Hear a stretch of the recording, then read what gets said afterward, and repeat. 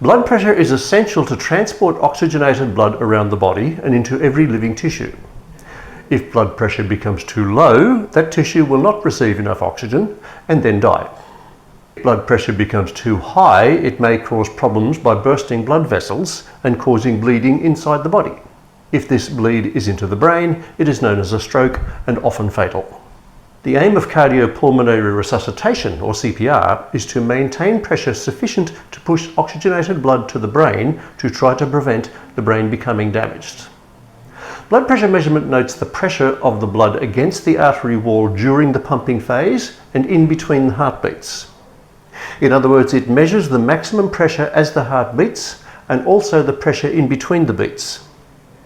It has given us two numbers, a high number, systolic blood pressure, which is the maximum at the beat, and a diastolic blood pressure, which is in between the beats, or the resting pressure. It is measured in a unit called millimeters of mercury.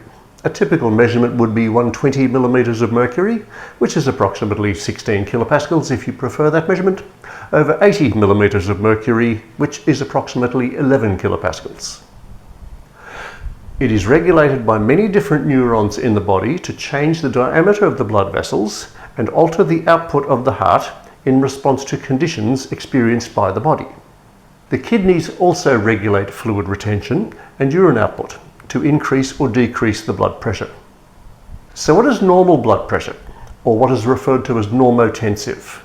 Well, what is normal for one person may not be normal for another. General parameters are observed in medicine as a guide, and your doctor will be interested to see if your blood pressure is increasing or decreasing over time. Blood pressure also varies throughout the day in response to various stimuli. It is generally lowest on waking in the morning and varies in response to such things as stress. Stress causes adrenaline to be released. Long-term stress will increase blood pressure by constricting the blood vessels. Exercise. During exercise, the heart rate will increase and the blood volume being pumped by the heart will increase, causing a rise in blood pressure. Certain medications can raise or lower blood pressure. Adrenaline will raise blood pressure. Caffeine will also increase blood pressure, as does smoking. If you do monitor your own blood pressure with a blood pressure machine at home, it is important to do it at around about the same time every day, because if you take your blood pressure immediately after smoking cigarettes or drinking coffee, you will find it will rise, and this may cause you concern. So what is normal? Well, as I said earlier, it can vary, but what is considered normal would be less than 120 on 80. As I said, some people naturally have low blood pressure and some people have slightly elevated. Where it can become a concern is what is called hypotension, or low blood pressure. When the systolic is less than 90 and the diastolic less than 60, this may cause some problems with perfusion of the tissues. What is considered high blood pressure or hypertension, particularly a medical emergency, is when the systolic rises above 180 and the diastolic above 110. Somebody's blood pressure in this range could be in danger of bursting a blood vessel and causing a stroke. And this is why it is important to have blood pressure monitored by a doctor at regular intervals, especially as we age. So what causes high or low blood pressure? Low blood pressure, or hypotension, can be triggered by emotional stress, which can lower the blood pressure to the brain, possibly causing the victim to feel faint. Postural changes. Somebody who has low blood pressure may notice a difference when they sit up suddenly or get out of bed first thing in the morning. The change in posture can result in reduced blood flow to the brain, which can cause dizziness and faint. Dehydration and malnutrition are also common causes of low blood pressure, as there is not enough fluid in the body or not enough water to maintain the blood pressure where it should be. Bleeding, whether internal or external, can also cause hypotension as blood pressure decreases due to the fact that there is now less blood. Endocrine problems such as thyroid conditions, adrenal deficiency, or low blood sugar can also cause low blood pressure.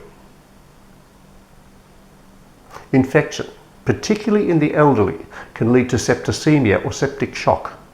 By dilating the blood vessels, it reduces the pressure, resulting in low blood pressure or hypotension. This often results in death for many older people if the infection is not treated. Heart failure can also cause low blood pressure.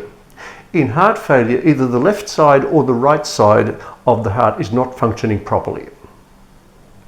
In the case of the left side failing, it can increase blood pressure in the lungs and force fluid from the blood into the lungs.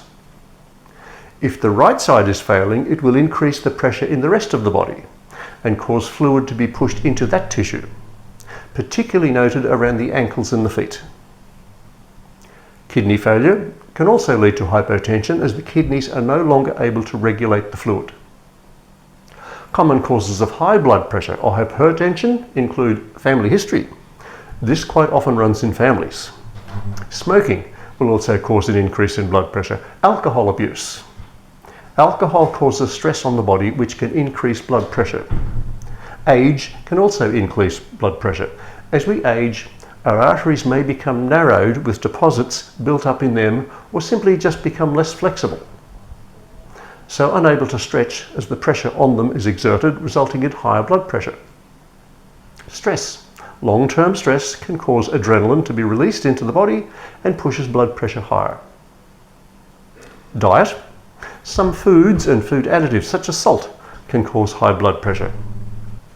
Inactivity. Humans are designed to move, so a sedentary lifestyle, not exercising, not moving, can cause the arteries to become stiff and, as in age, cause an increase in the blood pressure.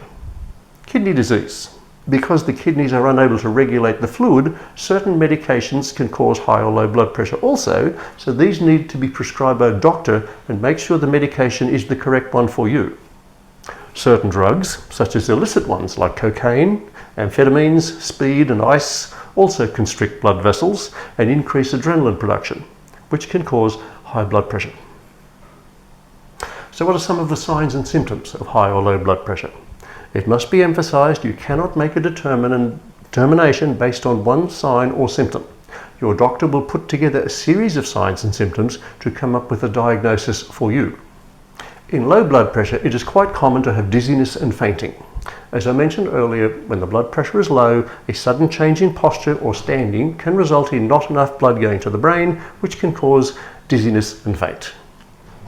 Rapid shallow breathing is often present as the body tries to get more oxygen to circulate. Thirst is another common symptom. Saliva production is reduced in the case of hypotension, so there may not be much moisture in the mouth, which is why a victim who is fainting or has low blood pressure is often thirsty. The body is craving fluid to increase the blood pressure, but the mouth is dry.